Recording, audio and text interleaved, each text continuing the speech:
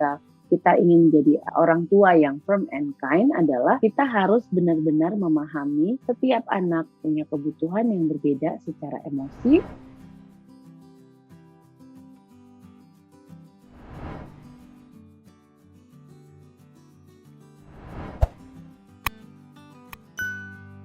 Ketika kita ingin mengupayakan diri kita menjadi orang tua yang firm and kind, tentunya yang pertama syaratnya adalah kita melakukan hal tersebut secara sadar. Artinya kita sadar bahwa kita mau melakukan perubahan dalam pengasuhan. Kita sadar bahwa kita akan berproses, artinya ini bukan seperti menjentikan gitu kan, yang kemudian langsung terjadi, tidak. Ini butuh proses, butuh konsistensi. Itu yang pertama. Jadi niatkan dulu diri Anda untuk melakukan perubahan dalam pengasuhan. Kemudian yang kedua, bicarakan dengan pasangan bahwa akan ada perubahan yang dilakukan ketika membersamai anak.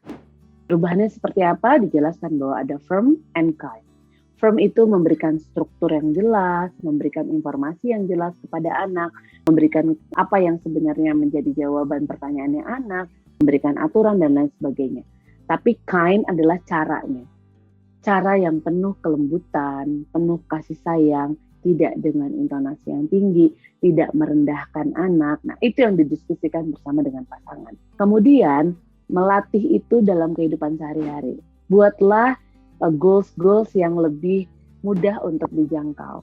Jadi, itu juga menghindari kita dari perasaan gagal ya. Karena banyak sekali orang tua yang merasa gagal melakukan yang terbaik untuk anak. Padahal orang tua juga selalu belajar. Jadi buatlah goals yang achievable atau mudah untuk dicapai.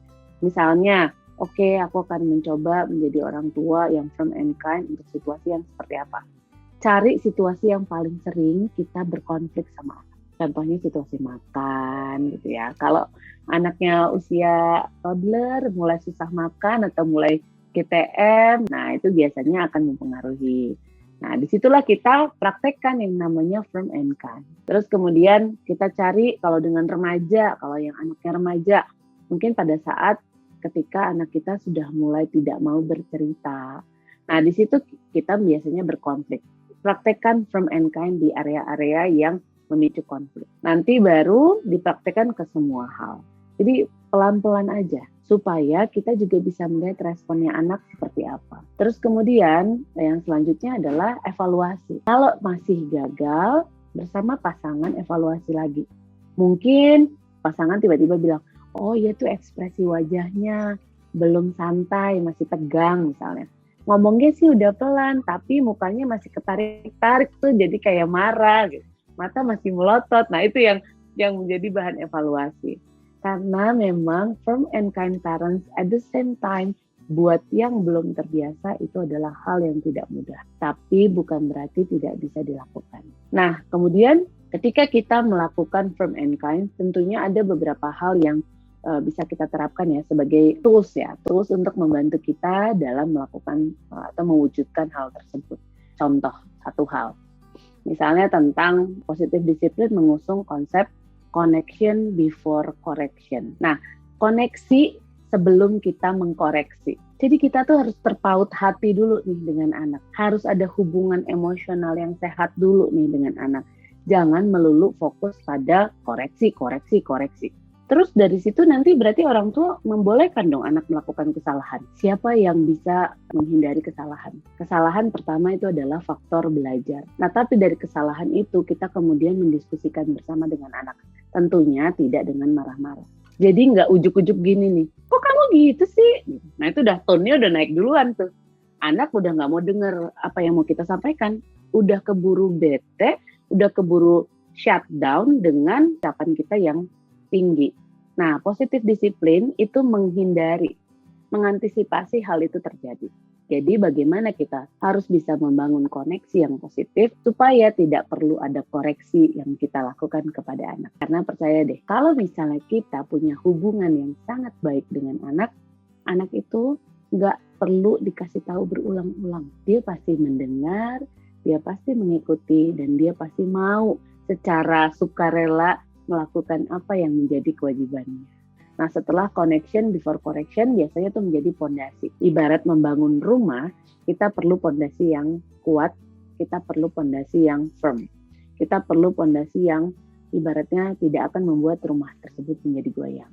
Jadi setelah kita sudah punya pondasi yang oke, kita bentuk dengan cara special time. Special time itu juga adalah salah satu cara untuk bisa membantu kita menjadi orang tua yang firm and kind. Jadi kebanyakan orang tua itu kan kalau bareng sama anak, kalau nggak nemenin ngerjain PR, nanya PR di sekolah apa, besok ulangan apa, sekolahnya tadi gimana. Jadi pasti ada agenda gitu kan.